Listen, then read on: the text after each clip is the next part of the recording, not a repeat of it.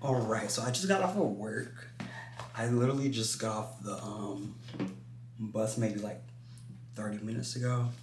So I am home and I want to do my week 10 check in for the artist way. I can't even lie. Week 10, I did kind of fall off. Um, so I was trying to use week 10 slash 11 as recalibration weeks so that when I go into week 12, which is the current week, which is why I say that I'm kind of off schedule because I'm currently on week 12 and I started to do my recaps or my check ins for week 10 and 11. So we're going to do that today. I'm going to do week 12 probably tomorrow because I want to have separate videos for both of them just to focus on the things that I was working through each week and my overall progress with the artist's way. Also, so that when I look back, I can see like exactly where I was within the process. So, week 10 was really helpful when it comes to like just me like re-examining my relationship with workaholism, which is basically just feeling like you need to do things in order to feel productive. I mean, I feel like we all know what workaholism is and what it means to be like a workaholic. But when it comes to workaholism in relation to creativity, it was really interesting to just see like how the chapter really like highlighted the ways in which we put off being creative for the sake of feeling more productive. Because a lot of times when you're creating, you might feel like you're wasting your time because it might not necessarily go anywhere, right? Like when you're doing something creative, it might just be for the sake of doing something creative, which is a part of the creative process. And I feel like this chapter really helped me to see that and to better understand it in the sense of just because I'm not doing something that's going towards a specific goal doesn't mean I'm not being productive in a creative sense. And just because I'm not like working or paying bills or contributing to society, it doesn't mean that I'm not being productive. If I'm simply pouring into my creative outlets and making time and space for me myself to be creative, then that's good enough. And I have to remind myself of that because there are a lot of moments where I feel like I don't deserve to be creative for the sake of being productive. And a lot of times being productive for me looks like going to work, and just staying in like that 9 to 5 routine, which is great for structure and having some sense of routine and some sense of stability, but it can kind of throw you off when it comes to being creative, which is something that I definitely have seen flesh out in the past few weeks because I'm in the process of moving. I've been still adjusting to work. And even though I feel like I'm a lot more adjusted now than I was a few weeks ago, it's still an ongoing process, especially with the commute and just figuring out how to work in my creative endeavors into my everyday routine. And I'm still trying to figure out how that's going to work because I have to get up already pretty early to catch the bus. And I get home around like 7. So, in order for me to sleep and have a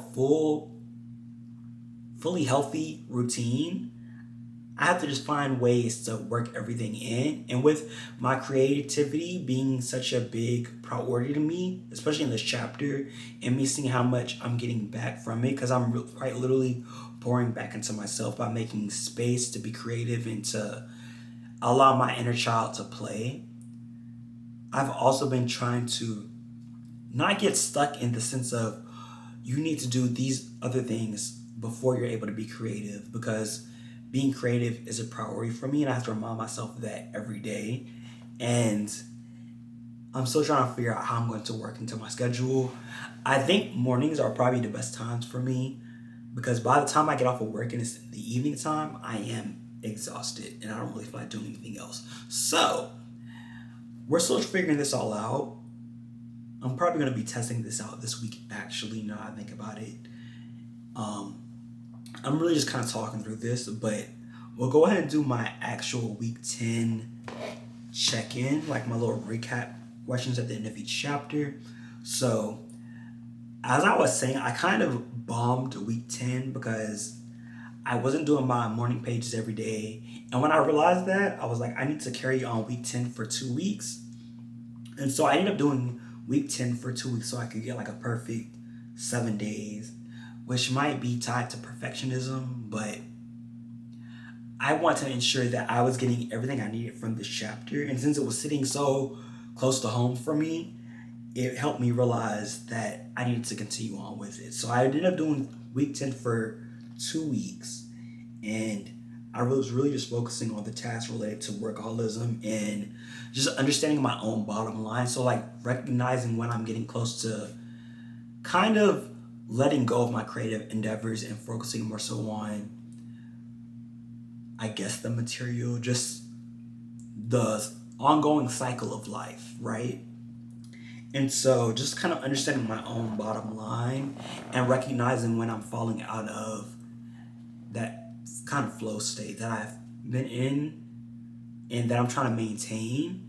And this chapter really helped me like highlight a lot of those things, especially like when it comes to me prioritizing work and just adulting and life in general. Because I feel like a lot of those things are what ends up throwing us off of doing things that we enjoy or that we feel like we deserve to do because we feel like we haven't earned it because we're not being as productive. But being creative is being productive. It's just you might not get an immediate payout from it. And that's something I have to continually remind myself of. And that's something that has been like at the forefront of my mind this past few weeks. And so moving on to question 2, my artist date. So initially the artist date did not happen. And then I ended up having like another stay at home game night artist date where I just play Pokemon. I've been working through some of my DLCs that I haven't gone all in on from the past few years. So I was like, I paid for these DLCs, so I might as well actually enjoy them. So that's been like what my artist date have been looking like the past few weeks. And I've been enjoying it. And yeah, that's something I've also been having to remind myself of, that I don't have to do anything super elaborate or adventurous to enjoy my own space, my own time. I could simply just do things that I feel led to do that my inner child enjoys, like playing Pokemon. So that was my artist date for week 10. And then synchronicity, kind of like what I was touching on earlier, I feel like a lot of the workaholism that I've been like focusing on, like a lot of the material things that I've been focusing on as far as like moving and the responsibilities that kind of come with that and come with work and being a member of society, a lot of those things have been kind of deterring me from wanting to be creative and trying to find ways to pour into myself. So I've been trying to find a new sense of balance, and that's where the synchronicity has been showing up for me this week. Just like seeing the different areas where I've been getting close to hitting my bottom line, especially when it comes to like just focusing on work and basically just being in survival mode and not being in a state of enjoyment and flow. So just recognizing that, which I don't know if it's like a positive sense of synchronicity or like a warning sign that's like flashing like, hey, you're kind of falling off. So that's something I had to I guess kind of confront.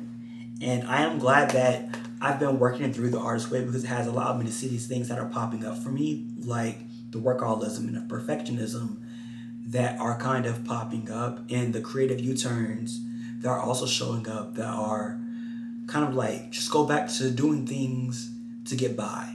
And that's not a way to live and enjoy life. So I am glad that I took the time to kind of actually work through week 10, even though it took 2 weeks.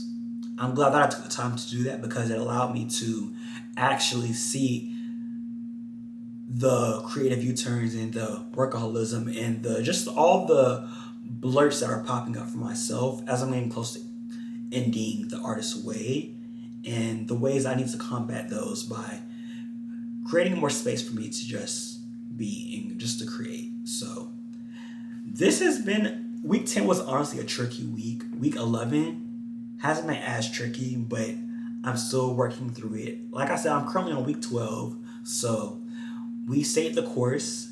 I might end up doing week 12 for 2 weeks as well. We'll see. I'm gonna play it by ear. But I did just want to do my little check-in for week 10, and we're still on the way. I am excited to see where this all ends up, but I am happy that I stayed the course and that I'm still locked in. Even though the artist way has been looking differently for me than it has in the beginning, I'm still trying to find ways to allow it to still be incorporated into my daily habits and my week overall. So that is it for this week, week 10. This video, I feel like it was kind of all over the place. Maybe all these videos are kind of all over the place because I feel like I said that a lot. But that's fine because this is more so for myself. If it helps somebody else on their creative recovery journey, then great. But I just want to have this so I can look back on where I was and where I'm going. But that ends this video. So until next time, when I come back, we'll be on week 11.